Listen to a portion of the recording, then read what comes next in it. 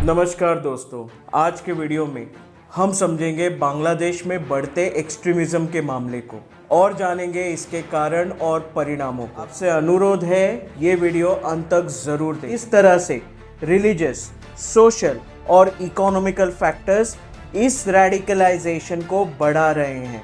पाकिस्तान ने कैसे बांग्लादेश को ऑप्रेस किया, बांग्लादेश की क्या पॉलिटिकल हिस्ट्री रही है और वहाँ बसे माइनॉरिटीज के हालत कैसे, आज का बांग्लादेश क्या फिर से ईस्ट पाकिस्तान बनने की राह पर चल पड़ा है। हम करेंगे इन सभी बातों का विश्लेषण और जानेंगे उनका इतिहास, वर्तमान और भविष्य क्या हो सकता है। मैं हूं वैभव और आप देख रहे हैं the bright mock show.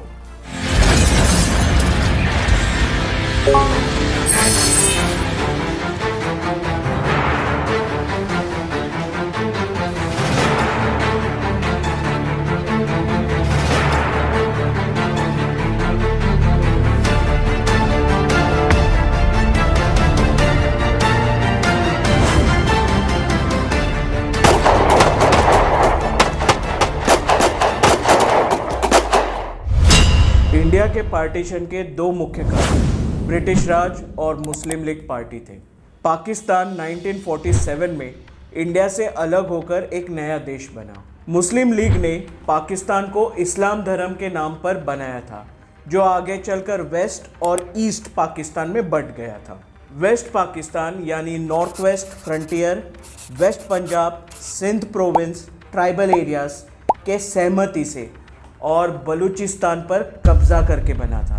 East Pakistan, जहां मुस्लिम मेजॉरिटी थी, ढाका डिवीज़न, चिटागोंग डिवीज़न, राजशाही डिवीज़न और खुलना डिवीज़न को मिलाकर बना था।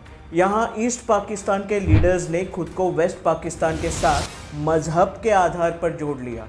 दोस्तों, वैसे वेस्ट और ईस्ट पाकिस्तान में कोई खास सिमिलैरिटी नहीं है, दोनों एक दूसरे से काफ़ी दूर थे। वेस्ट पाकिस्तान भारत के नॉर्थ वेस्ट साइड में बसा था, जबकि ईस्ट पाकिस्तान भारत के ईस्टर्न साइड में बसा था। दोनों के कल्चर में बहुत अंतर था। पसंदीदा खाना और बोली जाने वाली भाषा तक एक दूसरे से बिल्कुल अलग थी। वेस्ट पाकिस्तानी पंजाबी और उर्दू भाषा का इस्तेमाल करते थे, जो भारत के पंजाब और लखनऊ में जन्मी भाषाएं हैं। ईस्ट पाकिस्तानी बंगाली बोलते थे, जो भारत के कोलकाता से जन्मी हुई भाषा है। हालांकि वेस्ट पाकिस्तान कभी भी ईस्ट पाकिस्तान को इक्वालिटी के नज़र से नहीं देखता था। ईस्ट पाकिस्तान में सोशियो पॉलिटिकल इंफ्रास्ट्रक्चर डेवलपमेंट की कमी के कारण वेस्ट पाकिस्तान द्वारा डिस्क्रिमिनेशन हमेशा किया जाता था। इसकी वजह रौनक जान, जो एक सीनियर बांग्लादेशी पॉलिटिकल साइंटिस्ट है, लिखती है, Bangladeshi racially inferior, non military और फिजिकली वीक जाती है। ऐसी discriminatory ideas west Pakistan army और वहाँ के लोगों की थी। अक्सर वेस्ट पाकिस्तानी ईस्ट पाकिस्तानीज़ को दो टके का मानते थे। ईस्ट पाकिस्तान से ज़्यादातर लोग जो वेस्ट पाकिस्तान काम की तलाश में आते थे, उन्हें और जॉब्स ही करने पर मजबूर किया जाता था। ईस्ट पाकिस्तान के पॉलिटिकल सर्किट को कुछ खास रेलेवेंस नहीं दी जाती थी, बल्कि east Pakistani Bengali pride carry करते थे। वेस्ट पाकिस्तान ने ज़बरदस्ती उर्दू बोलने का आदेश दिया। ऐसे ही कई वजह से वेस्ट पाकिस्तान और ईस्ट पाकिस्तान में तनाव बढ़ने लगा। आगे जाकर तनाव इतना ज़्यादा बढ़ गया कि अवामी लीग के फाउंडर और बांग्लादेश के father of the nation Sheikh Mujibur Rahman, जो ईस्ट पाकिस्तान की जीती हुई पॉलिटिकल पार्टी के नेता थे, उनको सत्ता से इसलिए दूर रखा गया क्योंकि वेस्ट पाकिस्तानी पंजाबी जनरल याया खान किसी भी ईस्ट पाकिस्तानी प्राइम मिनिस्टर को एक्सेप्ट नहीं करना चाहते थे। आगे जाकर ईस्ट पाकिस्तान में इंडिपेंडेंस पाने की कोशिश शुरू हो गई। होला तूफान से पीड़ित ईस्ट पाकिस्तान को वेस्ट पाकिस्तान से कुछ खास मदद नहीं मिली। गौर कीजिएगा, भारत ने ईस्ट पाकिस्तान को एड भेजी। भारत हमेशा से अपने पड़ोसी धर्म को अच्छे से निभाता आया है। वेस्ट पाकिस्तान के मिलिट्री ट्रूप्स ने जबरन ईस्ट पाकिस्तान में रजाकर्स की मदद से मिलिट्री शासन लगवाया और कई घिनौने अपराधों को अंजाम दिया। ईस्ट पाकिस्तान में वेस्ट पाकिस्तान की हुकूमत के खिलाफ असंतोष बढ़ रहा था। बड़ी मात्रा में स्टूडेंट्स की प्रोटेस्ट ईस्ट पाकिस्तान के हर डिवीजन में चल रही थी। इन प्रोटेस्ट को कुचलने के लिए जनरल याया खान, जो वेस्ट पाकिस्तान के मिलिट्री डिक्टेटर थे, उन्होंने जनरल टीका खान को ईस्ट पाकिस्तान की कमांड सौंपी। जनरल टीका खान ने ब्रूटल मर्डर्स करवाए। उन्हें ईस्ट पाकिस्तान में सैकड़ों हजारों बांग्लादेशी स्टूडेंट प्रोटेस्टर्स और लोगों की हत्या का जिम्मेदार माना गया है। लेफ्टिनेंट जनरल नियाजी ने यहाँ तक कह दिया था कि वो बंगालियों की नस्ल बदल देंगे, और ऐसा किया गया। 1971 के बांग्लादेश फ्रीडम स्ट्रगल के दौरान पाकिस्तानी आर्मी रजाकर ने सिस्टमैटिक तरीके से मर्डर और रेप जैसे घिनौने अपराधों को अंजाम दिया। 2 लाख से ज़्यादा बांग्लादेशी औरतों और लड़कियों के साथ बलात्कार किया गया। पाकिस्तानी आर्मी और रजाकर के द्वारा किए गए अत्याचार में अधिकांश हिंदू और अन्य माइनॉरिटीज़ की महिलाएं थीं। कुछ महिलाएं कैद में मर गईं, कईयों ने आत्महत्या कर ली, और जो लोग अपनी जान बचाने में सफल रहे, अपनी जान बचाकर ईस्ट पाकिस्तान से भारत चले गए। कई ईस्ट पाकिस्तानी इमाम और मुस्लिम रिलीजियस लीडर्स की इतनी डिस्गस्टिंग मेंटालिटी थी कि उन्होंने महिलाओं को जंग का इनाम तक घोषित कर दिया था। ईस्ट पाकिस्तान की जमाते इस्लामी पार्टी के कार्यकर्ता और नेता वेस्ट पाकिस्तानी आर्मी और रजाकर महिलाओं के बलात्कार और अपहरण में शामिल थे। बांग्लादेश अब 2 विचारधारणाओं में बंट चुका था। एक जो बांग्लादेश में हो रहे इनह्यूमन एक्सट्रीमिज्म को सपोर्ट करते थे, जहां महिलाओं का बलात्कार अन्य बांग्लादेशी लोगों को सर तन से जुदा करना बड़ी अच्छी बात मानते थे, जो वेस्ट पाकिस्तान के साथ खड़े थे। और दूसरी जो वेस्ट पाकिस्तानी आर्मी उनके साथियों का विरोध करते थे और उनके टिरानिकल रूल से फ्रीडम चाहते थे। वेस्ट पाकिस्तानी आर्मी, रजाकर, जमाते इस्लामी, ईस्ट पाकिस्तान, अल बद्र और अल शम्स ने मिलकर इतने घिनौने काम किए कि इंसानियत शर्मसार हो गई थी। ईस्ट पाकिस्तानी रेफ्यूजी के रूप में भारत आए।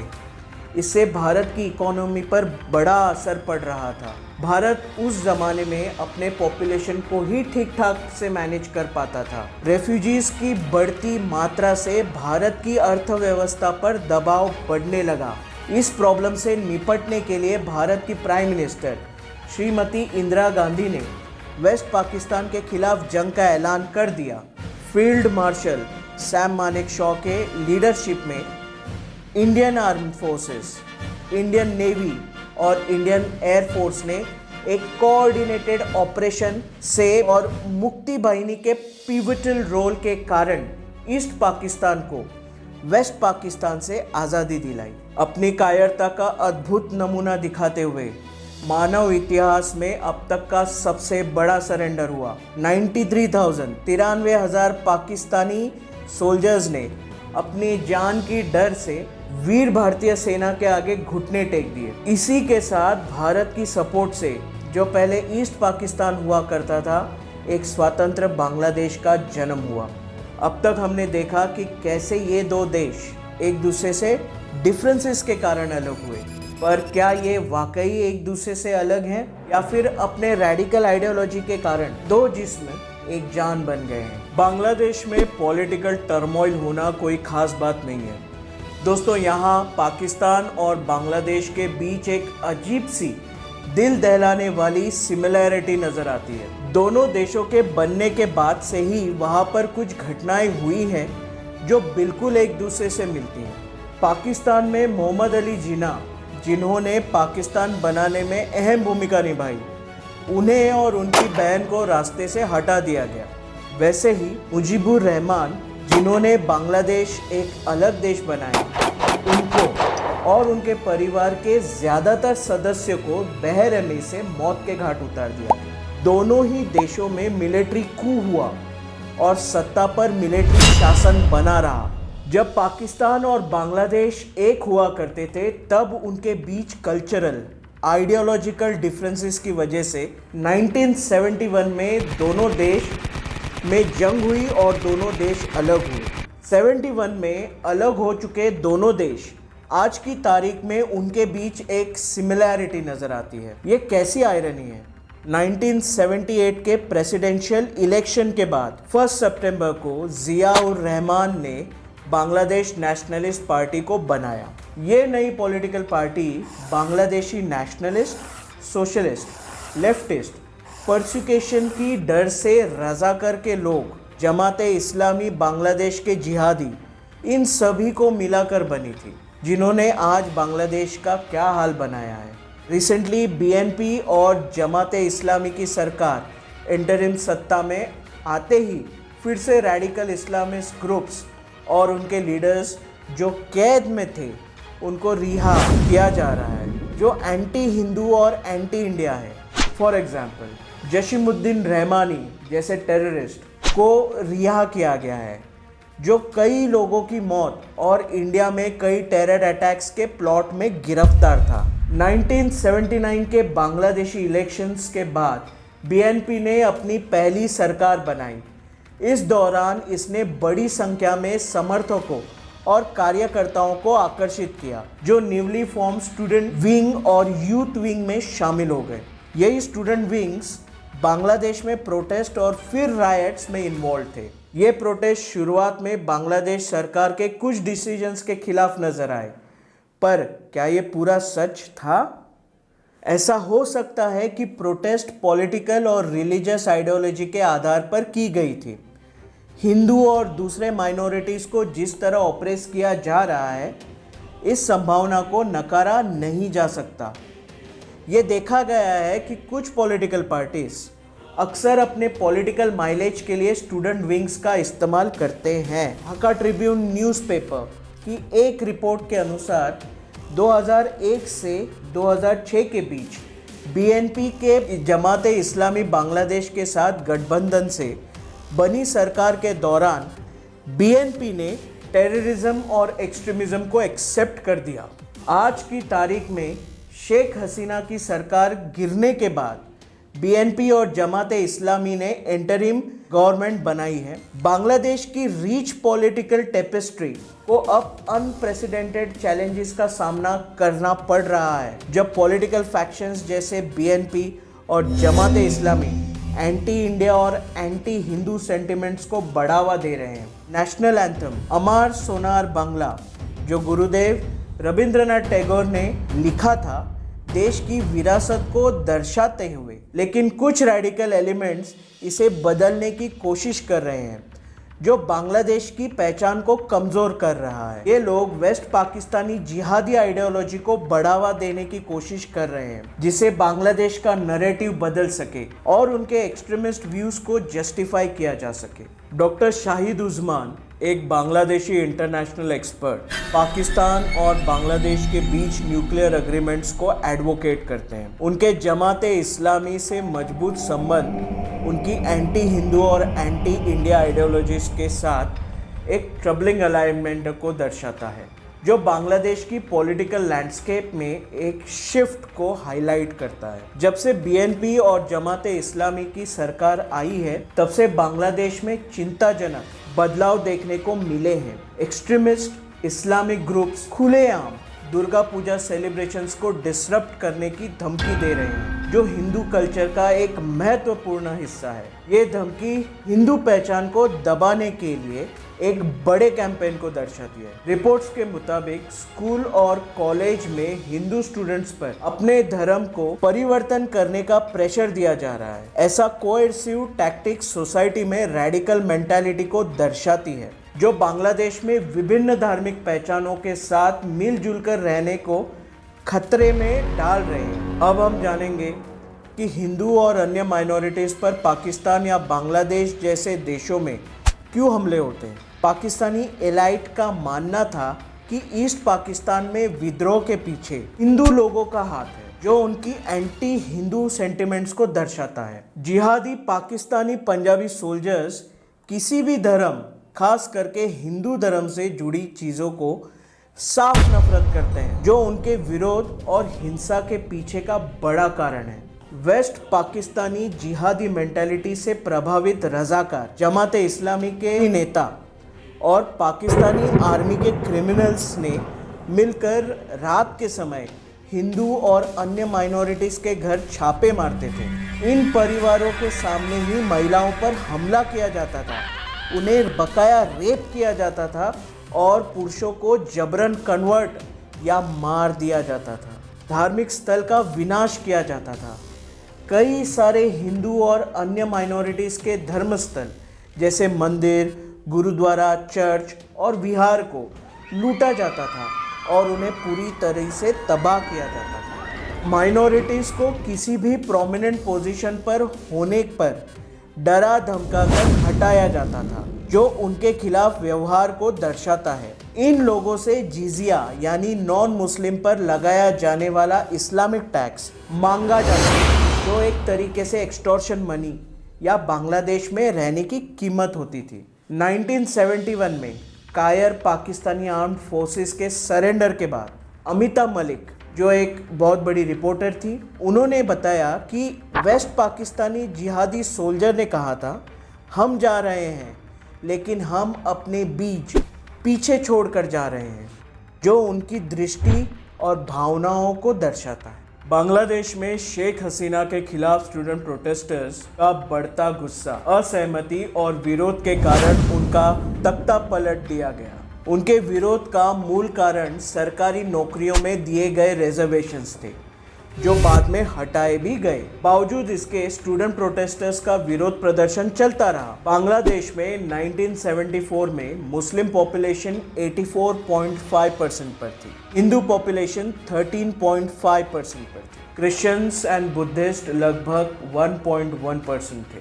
2024 में बांग्लादेश की मुस्लिम पॉपुलेशन 91.05% है, हिंदू पॉपुलेशन घटकर 7.93% पर है। बांग्लादेशी स्टूडेंट्स द्वारा किए गए प्रोटेस्ट जल्द ही राइट्स में बदल गए और फिर राइट्स की आड़ में सालों से हो रही एथनिक क्लेंजिंग पर पुरजोर से शुरुआत की गई। बांग्लादेशी माइनॉरिटीज पर अटैक का ऐसा दौर शुरू हुआ कि डर और अनिश्चितता का माहौल बन गया।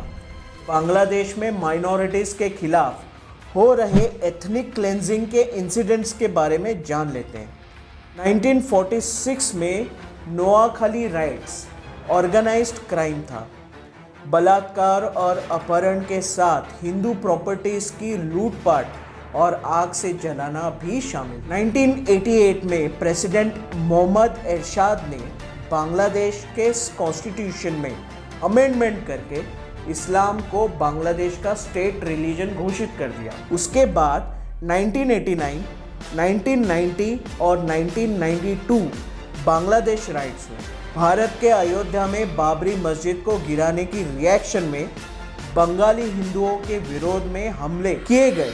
हजारों हिंदुओं के प्रॉपर्टीज और बिजनेस को नष्ट कर दिया गया। 400 से ज़्यादा हिंदू मंदिर तोड़ दिए गए। 2001 बांग्लादेशी जनरल इलेक्शंस के बाद हिंदुओं को बांग्लादेश नेशनलिस्ट पार्टी वर्कर्स द्वारा BNP द्वारा हिंसा का शिकार बनाया गया। प्रोफेसर हमीदा खातून मस्जिद बनवाना चाहती थी। मस्जिद क्षेत्र से करीब 200 गज की दूरी पर एक पुराना काली मंदिर था। हिंदुओं ने प्रोफेसर हमीदा खातून से 500 गज की दूरी पर मस्जिद बनवाने की रिक्वेस्ट की, लेकिन उन्होंने इनकार कर दिया और चिरीर बंदर उपजिला परिषद के चेयरमैन और बांग्लादेश जमाते इस्लामी पार्टी के नेता आफ्ताब अली मौला की मदद से लोकल मुसलमानों को भड़काने के लिए भड़काऊ भाषण दिया, ताकि रंगापुर डिवीजन के दिनाजपुर जिले में हमला किया जा सके। इलाके के हिंदुओं ने लोकनाथ सेवा आश्रम की स्थापना की एनिवर्सरी मनाने के लिए जुलूस निकाला। जब जुलूस एक मस्जिद से गुजर रहा था तो मस्जिद में मुसलमानों ने उन्हें ढोल बजाने से मना कर दिया। अगले दिन उन्होंने अफवाह फैला दी कि हिंदुओं ने मस्जिद को नष्ट कर दिया। दारुल उलूम मोइनुल इस्लाम मदरसा के हजारों स्टूडेंट्स ने हाटजारी में रक्षा काली मंदिर पर हमला कर दिया और मंदिर को आग लगा दी। मुसलमानों ने हिंदुओं के करीब 50 घर भी तोड़फोड़ कर दिए। 2014 में बांग्लादेश में 10th जनरल इलेक्शन हुए। अपोजिशन बांग्लादेश नेशनलिस्ट पार्टी और उनके सहयोगी जमाते इस्लामी के वर्कर्स और सपोर्टर्स ने माइनॉरिटी बांग्लादेशी हिंदुओं पर हमला करना शुरू कर दिया। देश भर के कई जिलों में तोड़फोड़ की और हिंदुओं के घर में आग भी लगा दी। बांग्लादेश के नसीर नगर उपजिला में रेडिकल इस्लामिक ग्रुप के नेतृत्व में माइनॉरिटी हिंदुओं पर एक हमला हुआ था। एक हिंदू मछुआरे पर आरोप लगाया गया कि इस्लाम के खिलाफ अपमानजनक सोशल मीडिया पोस्ट लिखी थी। इस हमले में 19 मंदिरों को और लगभग 300 घरों में तोड़फोड़ की गई। दोस्तों, सिर्फ बीएनपी और जमाते इस्लामी ही नहीं बल्कि ज़्यादातर Bangla political parties anti Hindu वारदात में शामिल हैं। शेख हसीना जी की अवामी लीग के मॉब ने दुर्गा पूजा उत्सव के दौरान पूरे बांग्लादेश में हिंदू कम्युनिटी के खिलाफ कम्युनल वायलेंस भड़काई एक वायरल वीडियो के जवाब में, जिसमें मंडप की मूर्ति के पैरों के नीचे कुरान रखी गई। पूरे बांग्लादेश में 50 से अधिक मंदिरों में तोड़फोड़ की गई। कुछ दिनों बाद इकबाल हुसैन नामक एक मुस्लिम व्यक्ति को पुलिस ने ननुआ दिगिर पर मंडप में मूर्ति की गोद में कुरान की कॉपी रखने के लिए और हिंसा भड़काने के आरोप में गिरफ्तार किया। शेख हसीना शासन के अंत के बाद सेंट्रिस्ट अवामी लीग के सपोर्टर्स माने जाने वाले हिंदुओं को टॉर्चर किया गया, लूटा गया, उन्हें मारा गया, उनकी औरतों पर अत्याचार किया गया, उनके प्रॉपर्टी और बिजनेस में तोड़फोड़ की गई। बांग्लादेश में ये एक बहुत ही मुश्किल भरी सिचुएशन जो आज भी जारी है। ये कुछ डॉक्यूमेंटेड एंटी माइनॉरिटी जुर्म है।